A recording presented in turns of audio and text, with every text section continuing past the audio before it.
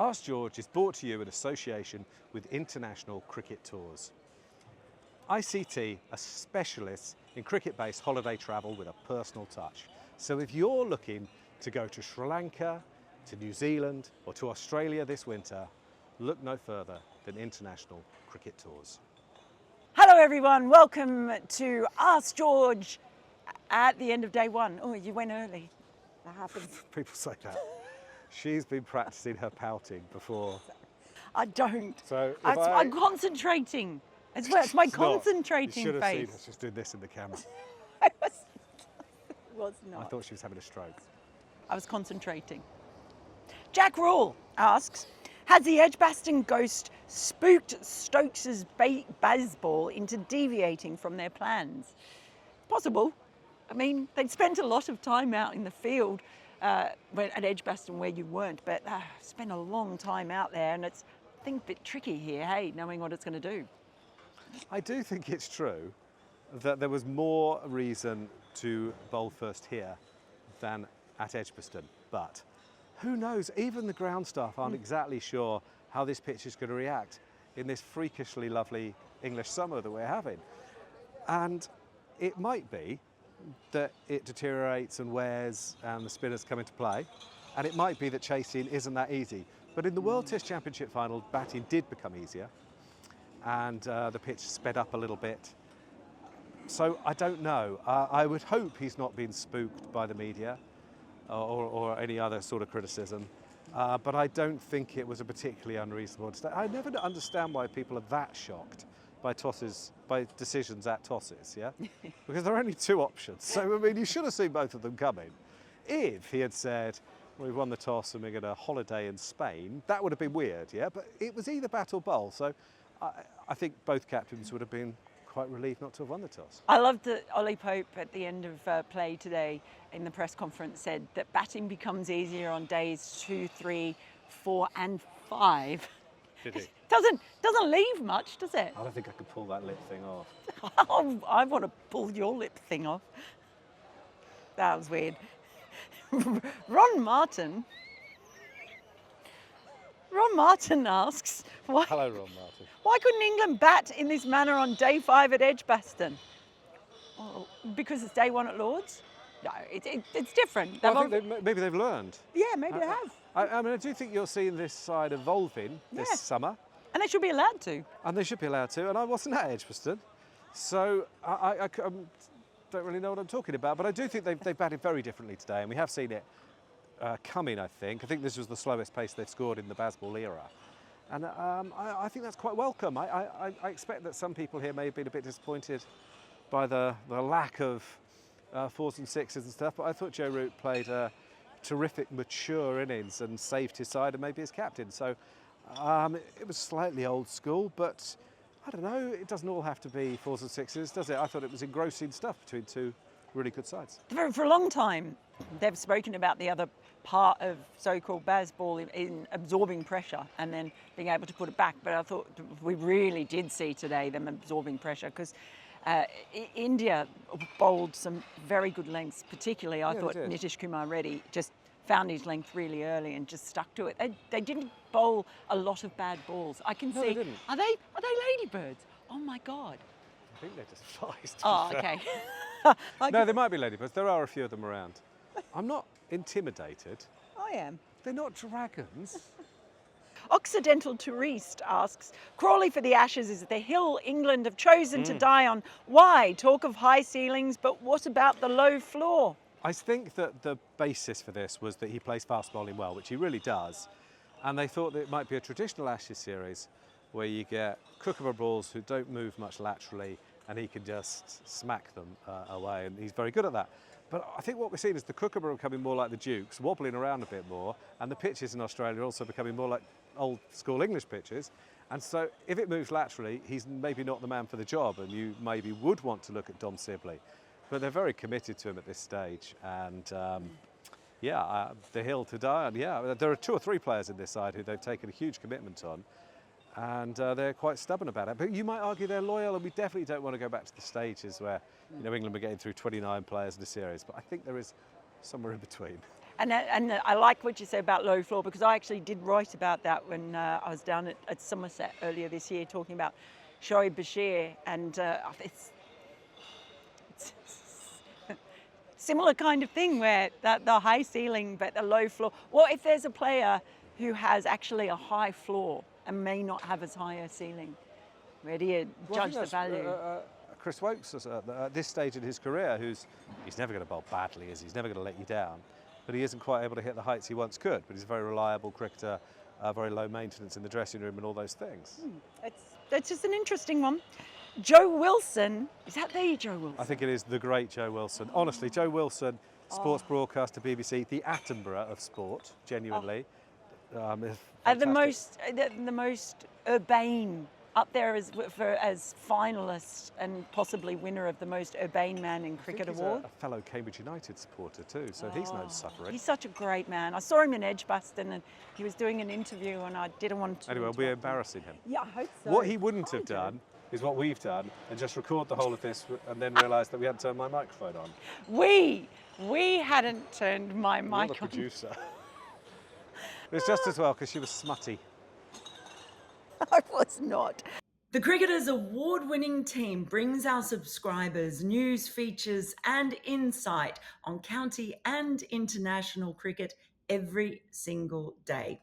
You can try us now by signing up for £1. Yes, you heard that correctly, just £1 at thecricketer.com/digital.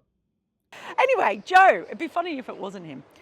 Joe asks, how long will it remain relevant to refer to and pick players for English conditions when climate change means those conditions will become rarer and rarer? Well, I don't know. I thought today's conditions were pretty much English conditions. I thought it was basically a slow seamer. But yeah, there are lots of questions to be asked about balls and pitches and what our expectations are. So let's see what happens. But yeah, it's been a freakishly lovely summer, hasn't it? It has. I do worry, and we do need to talk about climate change in cricket, because cricket as a sport, I think, is one of the most vulnerable to climate change, not just in England, but everywhere. We're saying that as two people who spend the winters in the sun and the service in England. Don't do winter. Daniel Crompton asks, does something need to be done about the quality of the balls? Neither the Dukes nor Kookaburra seem fit for purpose at the moment. There's a lot going on, isn't there? So for one thing, the bats are heavier, aren't they, and bigger and and the batters are stronger and more powerful. And these boundary boards that you see around you, these LED boards, they're very abrasive on the ball. So there's a lot combining. At the same time, I think that players' expectations are different.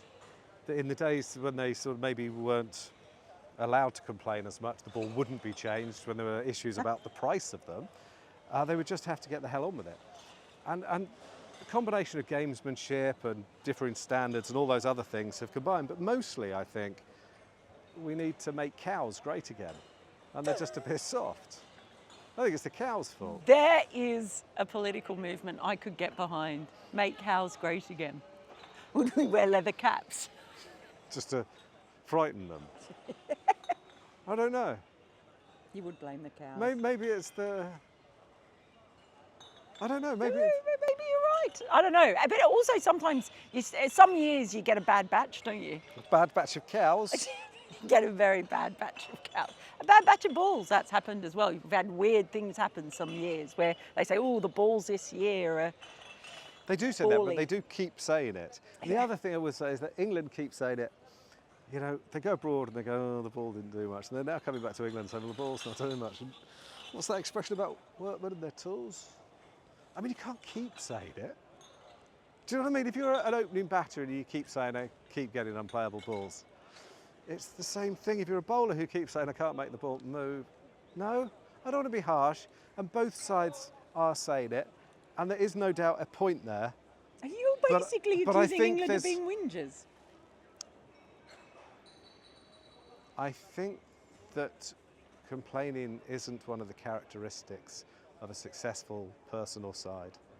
Okay. Yeah. Innocent bystander says overrates don't need to say any more. Well, Okay. obviously you do, because you and others raise the same point every day. Look, I'll make this point. I think I bought 2 tickets for people yesterday, returns. Face price £160, which is roughly 18,000 rupees. Is that right, by the way? 19,000 rupees. I might be talking rubbish there. But it's quite a lot of money. And if you end up not getting, what was it, 7 whatever overs, I can't remember how many it was already, I think it's legit that those people receive their money back. I really do. I think it's the least that you could do. They're not getting what they've paid for. And I know some people say this is all nonsense, but we get questions about this every single day. Honestly, we do.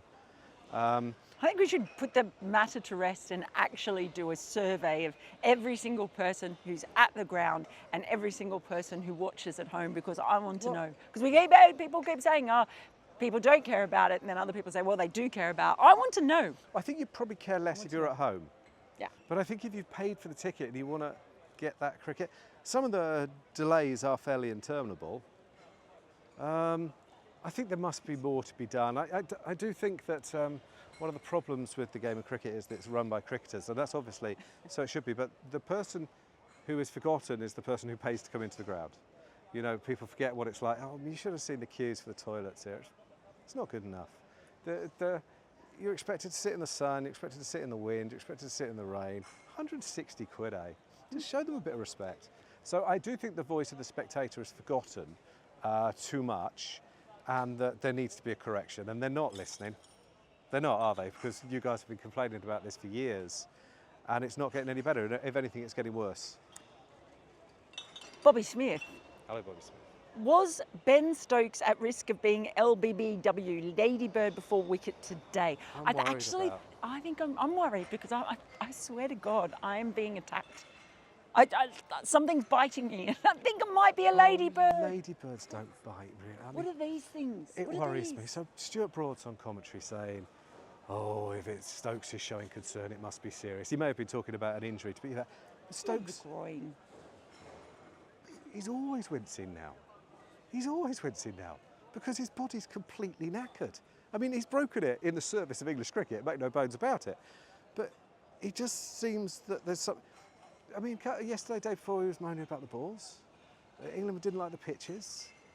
Now they don't like the insects. I mean, there was a time, the Stokes of Cape Town, the Stokes of Headingley 19, the Stokes of the World Cup finals, I thought he could wrestle lions and fight off dragons. And take all the ladybirds home and feed them. And now he wants to stop playing because of ladybirds. I mean, how many ladybirds does it take for there to be a huge problem with ladybirds? I don't know. I swear to God, they're eating me alive. I mean, it's not... They're eating me alive. Are you getting them mixed up with crocodiles? God, Australians. I hear you, Ben Stokes. I hear you. I feel you. I mean, no one's ever been eaten alive by a ladybird. Huh? It's ladybirds. It's ladybirds. And did you see how the umpires are moving them? Paul Rifle, who's about the size of a bear, moving them with his boot. That's not kind, is it? I mean, I know they've got that little skeleton, exoskeleton thing on them, but I think Paul Rifle's massive, meaty feet are not going to be very favourable. I don't know. I'm a bit worried about Ben Stokes, because I think a Ben Stokes who's fully fit, whose mind is okay, who's just thinking about the job, isn't getting waylaid by ladybirds. You haven't met the kind of ladybirds I have. I wanted to talk about the umpire's rings a bit. She's so smutty. I did, because I think, while it wasn't very articulately put, Ben Stokes had a wee bit of a point about the balls not being... The ICC have a one size ring, and there are 3 balls being used in Test cricket at the moment, and they are within very broad guidelines the same. But if you want to be more specific, they're not that the same. And the Dukes does have a more pronounced seam. And so if the Dukes goes out of shape, it does make sense that it wouldn't be the same as an SG or a Kookaburra going slightly out of shape. So you're saying they need specific rings? No, I think that actually what the MCC and the ICC should do is look at the laws and get a much more detailed specification of what cricket balls look like. Because it's too broad. And if you look at what FIFA have done with footballs, where the ball, I think, is You don't expect, well, for a start, they use lots of different balls, but they've got very specific criteria around the manufacture and use of the balls. And with cricket, we're quite broad. It is between two parameters. Am I boring even myself? Okay, let's go back to being smutty. I don't know. We'll see you tomorrow.